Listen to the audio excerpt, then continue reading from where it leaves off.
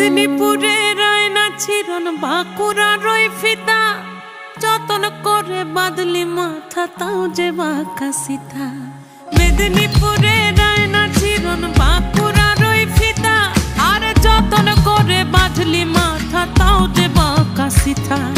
পেছ পাড়িয়া রাজকুমারী গলায় চন্দ্রহার দিনে দিনে বাড়ছে তোমার চুলেরই বাহার।